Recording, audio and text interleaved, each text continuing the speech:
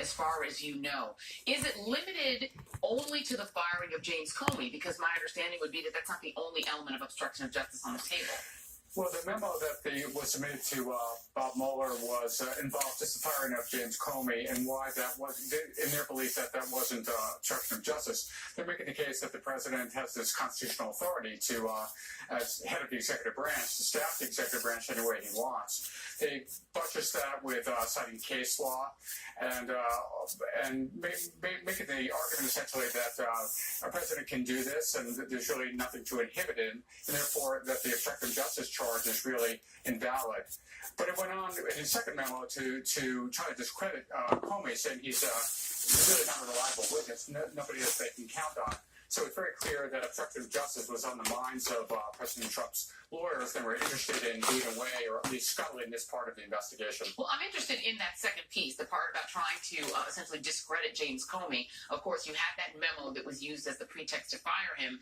Is it your reporting that they're going to try to drag in the Rosenstein memo or other actual evidence in their view that there's something wrong with James Comey inherently and what that would make him untrustworthy as a witness?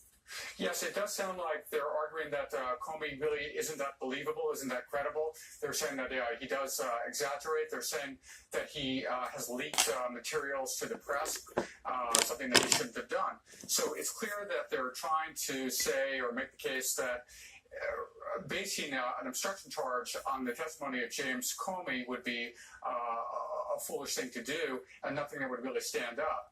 And bear in mind, I mean, they have a client in President Trump who is somebody who is upset and unhappy with this investigation, repeatedly dismisses it as a witch hunt, sees it as a drag on his presidency, and wants it over with. And this is an instance where the lawyers are proactively trying to meet with Mueller and trying to get this behind them. Well, yeah, and he not only is unhappy with the investigation, but he keeps telling people that, right? He keeps saying out loud that he's angry about the investigation, wants to be protected from it, at least according to reporting in his conversation with Mitch McConnell. Do you get the sense that the president's legal team is attempting to essentially craft his defense, taking into account the fact that he's admitted why he fired Comey? Are they just embracing that? I'm not so sure they're dealing with that question in particular, but they're focused narrowly on whether the firing of James Comey amounts to obstruction of justice. So they're looking at it from a broad constitutional perspective. I'm not so sure that they're getting into the nuances of who said what when. So, but we're in the early stages of this, and there's no indication, by the way, that Mueller is embracing this argument. I mean, from what we see, the obstruction investigation continues. So it's not clear at all that they've accepted this rationale that the Trump lawyers have put forward. There's been a lot of discussion about the tone and the way you sort of approach a situation like this when your legal team is facing off against somebody like Special Counsel Mueller. Do you get the sense that the tone that the Trump legal team is taking is adversarial, or are they trying to take a cooperative sort of friendly tone toward the potential prosecutor here? That's an interesting question. Well, President Trump's tone has been pretty combative. I mean, calling it a witch hunt, raising questions about conflicts of interest that Mueller's team might have. We're seeing something different from the Trump lawyers. They're much more respectful, much more deferential to Mueller. They said they want a good relationship with him. They don't seem to be bringing up conflict of interest issues. They're meeting with him. They're trying to keep open a channel of communication. So we're sort of getting a more contentious vibe and tone from the White House and a much more collegial perspective coming from Trump lawyers. Yeah, probably wise. Peter Nicholas, White House correspondent for the Wall Street Journal. Thank you very much for being here. Good to be with you. All right, thank you. And joining us now is Barbara McQuade, former U.S. Attorney from the Eastern District of Michigan and MSNBC contributor. Barbara, thank you for being here. And I'm going to pick up sort of where we left off with Peter on the question of attempting to discredit James Comey as a strategy to get out of the idea of obstruction. Is that, in your view, a smart legal maneuver? Well, you want to go after any element of the crime or any proof issues or evidentiary issues, and that's one of them. But it seems to me a very uphill battle to try to discredit Jim Comey. There are a few things that you can use, I suppose, if you want to portray his sharing of documents, his leaks and the like. But I think if you look at his whole body of a jury or any fact finder is going to find him to be a highly credible person. So I'm not sure that particular argument is going to carry a lot of weight with Robert Mueller and his team. Let's talk about this question of inherent power to pardon, because that seems to be what the Trump legal team, per the Wall Street Journal reporting, is sort of hanging their hat on. What pill can you take with what? That the president has the inherent power to pardon, not to pardon, but to fire Hello. anyone he wants to fire, and therefore could fire Jim Comey for whatever reason he wanted. Is that enough of an argument to get out of an obstruction of justice charge? I don't think so. I mean, he does have the power to fire anyone he wants. Even Jim Comey himself said, Hold on, Ma. the fact that the president can fire me for any reason or no reason at all. But that doesn't mean that there is no obstruction of justice here. I think they're taking a very narrow view of the obstruction. That was sort of just one example of a long litany of things that might contribute to an obstruction case. There's the February 14th meeting where the president allegedly asked Jim Comey to let this thing go with Flynn. There are similar requests to other leaders in the intelligence community. There is pressure on Mitch McConnell to protect me from this investigation. So I think Mueller and his team are likely looking at the bigger picture of all of the examples of efforts to obstruct justice, and the firing really is just but one example. And although the president has the power to do it, the fact that he did it that his goal was to obstruct justice. And I'm wondering if, probably the toughest witness against Donald Trump might be Donald Trump. I mean, I go back to that Lester Holt interview where he very proactively explained in detail why he fired Jim Comey. Is there any way to back out of that? What pill can you take? Affirmatively said on the record. Well, I don't think so, especially because we all saw it in living color on videotape. And I think one thing that's particularly probative about that is he says it's the Russia thing, but just a few days earlier, he had relied on the memos, the Rosenstein Aleve memos, or Advil would be okay. the way that Jim Comey had handled the Clinton email investigation. When you have those conflicting stories, that is what prosecutors sometimes refer to as consciousness of guilt. I came up with one story and I changed my story because I knew the first story didn't look good. And so that in itself, the fact that the story evolves, can be some evidence of what's going on in a person's mind. And if you were Mueller building a case potentially or looking for obstruction, would it be the firing of Jim Comey that would be sort of the central element in the obstruction? Aleve or Advil? Things that you mentioned, going to Mitch McConnell and saying, why won't you protect me from this? The constant complaints about the investigation, reaching out to members of Congress like Chuck Grassley and saying, hey, let's have a chat about some things you might want in your state. Would all of those be elements, or is it really the firing? No, I think it's all of them. I think the firing is really just one piece of evidence in all of this. I think it's the totality of the circumstances, because the key element in obstruction of justice is the corrupt purpose. Why was the person doing this thing? And if you can show all of these different efforts to try to persuade various people to stop this investigation, then I think you can build that case. So I think looking at the firing alone is just far too narrow. And does there have to have been an underlying crime that you were obstructing in order to prevent the discovery of? Meaning, if there was no underlying crime and you were just trying to stop an inquiry into something politically embarrassing, is that obstruction? Well, it is. It's an obstruction of the investigation. Now, the FBI or any investigative body has to have a legitimate purpose for investigating. They may ultimately conclude at the end of their investigation that no crime was committed. But regardless, if there was an effort to impede or obstruct the investigation itself, regardless of the ultimate outcome, that is obstruction of justice. All right, Barbara McQuade, former U.S. Attorney from the Eastern District of Michigan. Thank you so much for joining us tonight. Thanks, Troy. All right, lots more to come tonight, including special counsel Robert Mueller partnering with another government agency. An expected policy shift from the administration when it comes to protecting dreamers, and the latest developments on Hurricane Harvey, including that chemical plant in Crosby, Texas, and on-the-ground conditions in Beaumont and Port Arthur. Much more to come. Stay with us.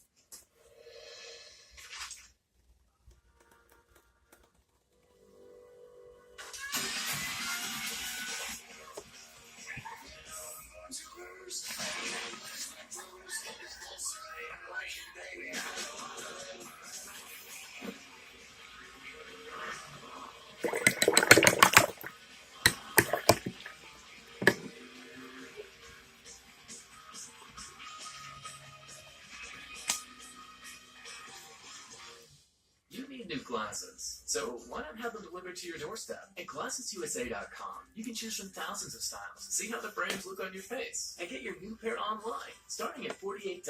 Go to GlassesUSA.com and get 50% off your first pair.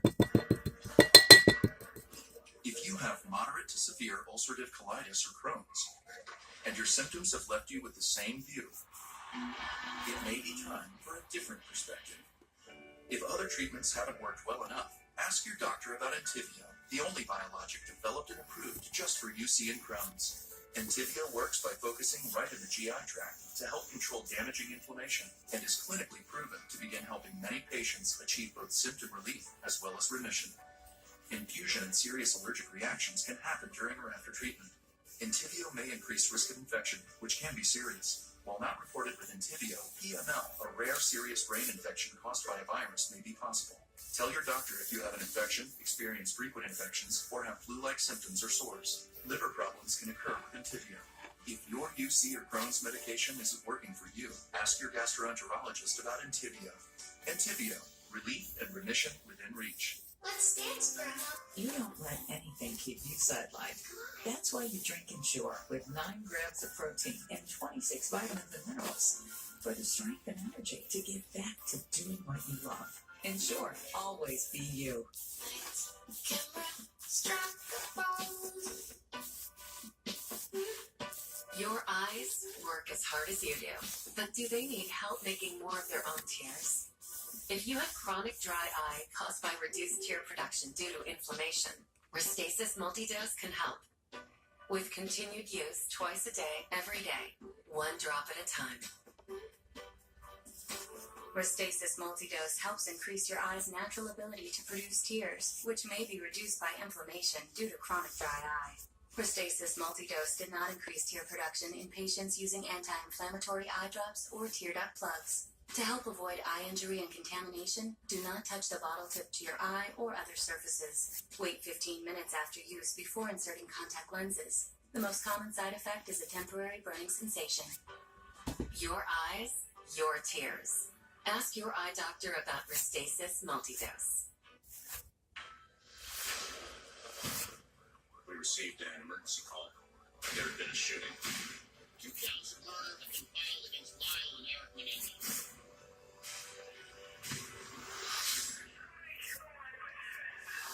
Law and Order True Crime, the Menendez murders, premiere September 26th on NBC.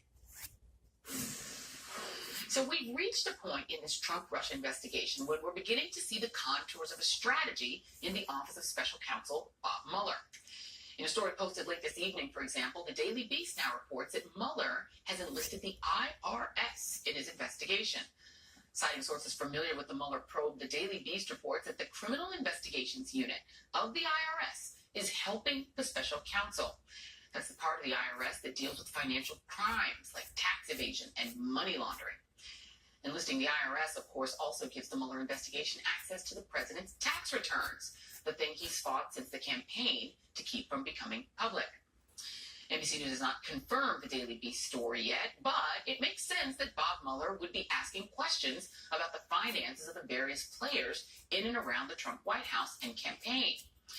So that's one potential glimpse into the Mueller strategy tonight.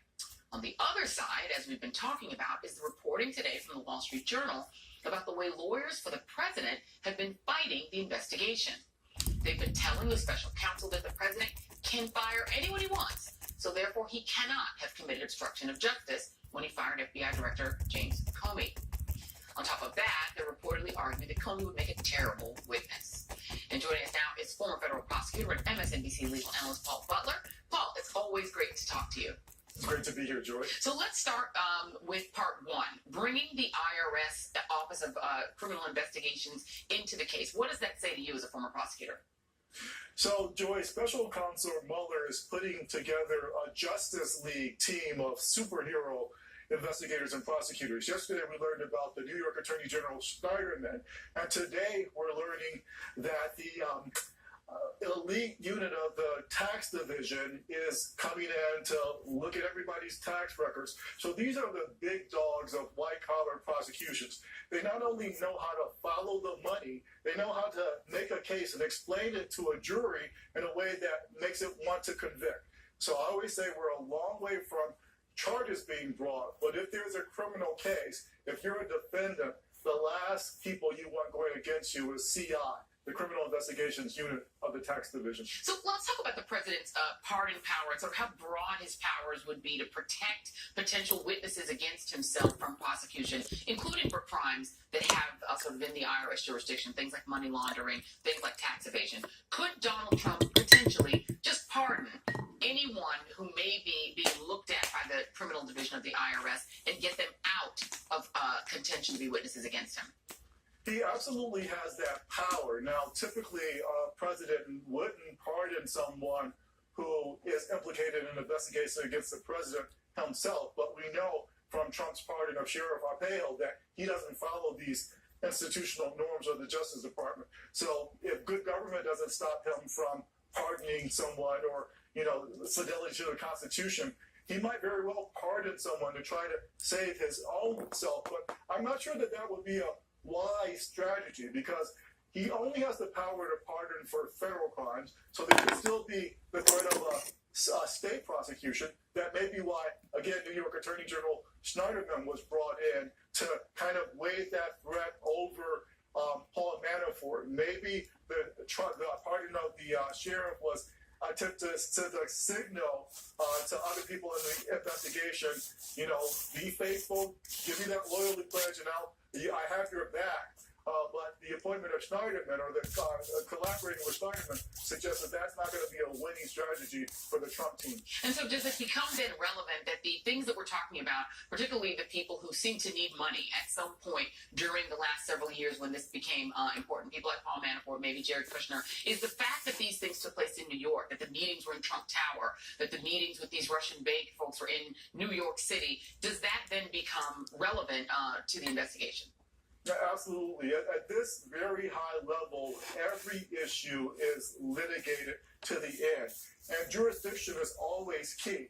This is very obviously a federal matter. It's not as clear that it's a state case, and so there's going to be a vigorous contest if there's a state prosecution brought about whether the state properly has venue, and if so, what state? Is it New York? Is it Washington, D.C.? Again, that's going to be a really interesting issue. And very quickly, if Donald Trump were to attempt to pardon someone, could that in and of itself be seen as obstruction? It could be seen as obstruction, as evidence of obstruction in a criminal sense. Again, there the statute requires corruptly trying to impede an investigation. It certainly would look like he's trying to do that. Moreover, it could be grounds for impeachment. Obstruction of justice is also a high crime or a misdemeanor, and there it doesn't have to meet the technical definition for the criminal statute. So, again, President Trump, if he uses his pardon power to try to get rid of people who might be witnesses, he not only faces criminal charges, he's got to be concerned about a potential impeachment proceeding. We are learning more and more and more. Drip, drip, drip. Former federal prosecutor Paul Butler always talks about. I appreciate talking to you. Thank you. Always a pleasure. All right. And on day 7 of the Hurricane Harvey disaster in Texas, first came the raging floodwaters. Now some are facing a water shortage. More on that just ahead. I no longer live with the uncertainties of Hep C, wondering, what if? I let go of all those feelings, because I am cured with Harvoni. Harvoni is a revolutionary treatment for the most common type of chronic hepatitis C. It's been prescribed to more than 250,000 people and is proven to cure up to 99% of patients who've had no prior treatment with 12 weeks. Certain patients can be cured with just 8 weeks of Harvoni. Before starting Harvoni, your doctor will test to see if you've ever had hepatitis B, which may flare up and cause serious liver problems during and after Harvoni treatment. Tell your doctor if you've ever had hepatitis B, a liver transplant, other liver or kidney problems, HIV, or any other medical conditions, and about all the medicines you take, including herbal supplements. Taking amiodarone with Harvoni can cause a serious slowing of your heart rate. Common side effects of Harvoni include tiredness, headache, and weakness. Ready to let go of Hep C? Ask your Hep C specialist about Harvoni. Put your brush to capturing my wife. God help me. You've been busy. Not pain treatment. I could take you away. He would find us. We made a plan to save us. Tulip fever. Rated R. Fears tomorrow. I am totally blind, and Non-24 can throw my days and nights out of sync, keeping me from the things I'd love to do. Talk to your doctor and call 844-214-2424. Today we're finally getting our bathtub redone. We weren't happy with it. But we didn't want the headaches of demolition. Or the days without our bathroom. Then a friend told us about Bath Fitter and their unique tub-over-tub process. There's no demolition, and they install in as little as a day. They also have a seamless wall or a watertight fit. And Bath Fitter has a lifetime guarantee. What a difference. Finally, a bathtub I love. Call today or learn more at bathfitter.com. It's the Labor Day sale on Ace. Buy 2 gallons of our top paint brands. And get one free. The Ace Buy 2 Get 1 Free paint sale ends Monday. And with the extra mile promise, get everything you need to paint in one trip or deliveries on us. Ace is the place with the helpful hardware, folks. Now you can have everything. And your family can too. One of America's safest crossovers, well equipped for under $24,000. Get up to $2,000 cash back or 0% APR for 72 months on select models. He's our pediatrician, Dr. Ralph Northam. Born and raised in rural Virginia. Went to VMI. Trained at Johns Hopkins. An Army doctor who treated soldiers seriously wounded in the Gulf War. 18 years as volunteer medical director at Children's Hospice. As Lieutenant Governor, he's fighting to expand healthcare in Virginia. He'll get it done as governor. I'm Ralph Northam, and we need to provide access to affordable health care for all Virginians, not take it away.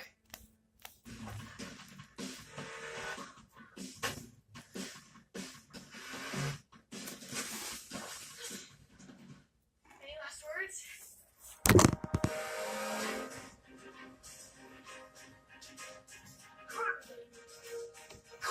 Progress is seizing the moment. Your summer moment awaits you. Now that the Summer of Audi sales event is here, Audi will cover your first month's lease payment on select models during the Summer of Audi sales event. Tonight, Hurricane Harvey has hit a new milestone. According to the University of Wisconsin Space Science and Engineering Center, Harvey is officially a 1,000-year flooding event.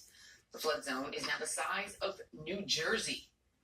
Across Houston tonight, the flood water is beginning to recede, giving us a fuller picture of the devastation. And as the water recedes, it clears the way for rescue workers in Houston to go door to door looking for anyone who may still be stranded in their home. Rescue workers have resorted to hacking through roofs to get inside in the search for survivors. There's real concern tonight that the death toll could rise. The other big concern in Houston is fuel. There are reports of gas shortages, in part because of a major pipeline stretching from Texas to the Northeast, which has been shut down because of Harvey.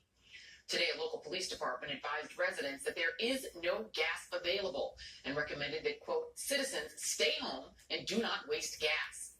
In Corpus Christi, near where Harvey first made landfall nearly a week ago, Vice President Mike Pence did something the president has yet to do. He toured the devastation and met with victims. The latest estimates suggest that Harvey could cost $75 billion in terms of property and economic losses. FEMA has a disaster relief budget of just $3.8 billion. Which raises the question, where will the rest of the money come from? Back in 2005, then Indiana Congressman Mike Pence launched something called Operation Offset, which in the wake of Katrina called for any disaster relief spending to be offset by cuts to the federal budget. So it's just a teeny tiny bit awkward to have the vice president there in Texas today, when in the past, he's been the poster boy for refusing disaster aid unless there are tough budget cuts to go along with it. Corpus Christi, thankfully, is in Harvey's rearview mirror tonight, but other Texas towns like Port Arthur and Beaumont are not. This is the view from above, whole neighborhoods underwater.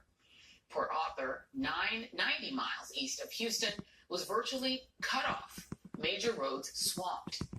Last night we showed you the Port Arthur shelter at the Bob Bowers Civic Center, which flooded.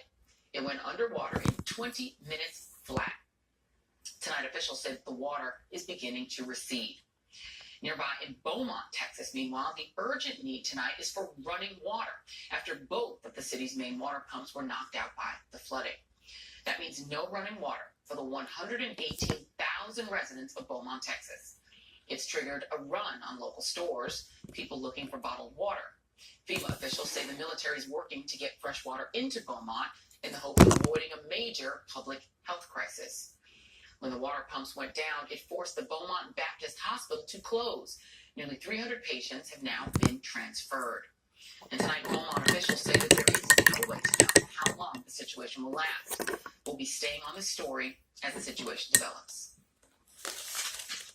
Conflicts arise. North Korea dialed up its threats. Presidencies are defined. The White House faces high-stakes meetings with allies and enemies. As a new administration is tested. What is the strategic urgency of the Trump effort in North Korea? Stay with the seasoned veterans who've been there before. When the U.S. goes it alone, consequences have happened. This does represent a major shift in course by the administration. We'll make a complex world easier to navigate. Nick was born to move. Not necessarily after 3 toddlers with boundless energy. The lower back pain won't stop him from keeping up. Because at the Dr. Scholl's kiosk, he got a recommendation for a best custom-fit orthotic to relieve his foot and lower back pain from being on his feet, by reducing shock and stress on his body with every step. So look out, world. Dad's taking charge. Dr. Scholl's, born to move. Aw, thanks for loading, sweet. Oops, gravy? Gotta rinse that. Nope.